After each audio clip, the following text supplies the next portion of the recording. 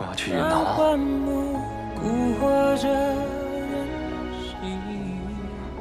苏琪，我的包落在车上了，我进不去门。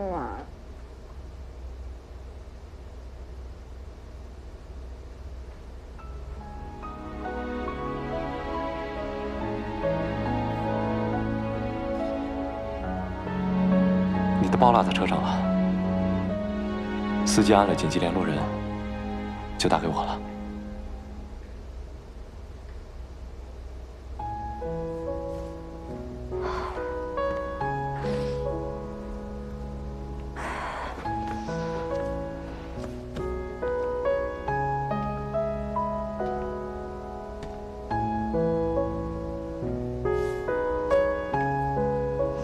你喝酒了？没事吧？没事。怎么没？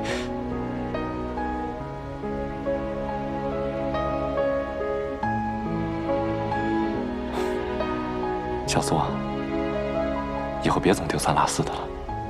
嗯，你的包。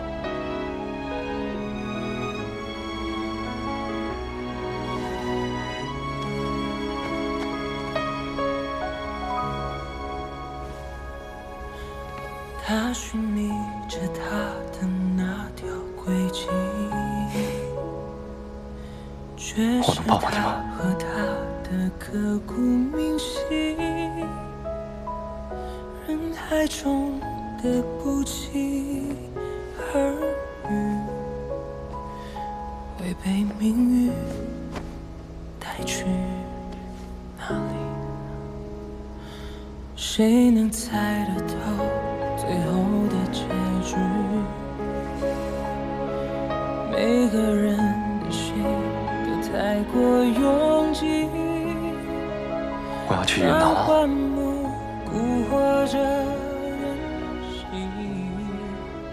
我不在的日子里，你一定要按时吃饭，一日3餐，一餐都不可以落下。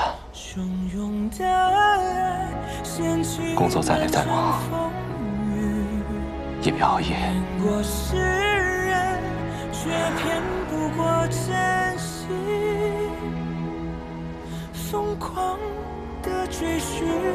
我走了。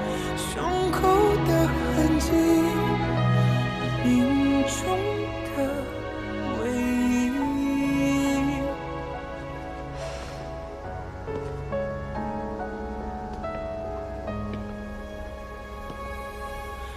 谁能猜得透最后的结局？小苏，每个人的心。其实，司机给我打电话，我特别开心。我总觉得我们的缘分没有断。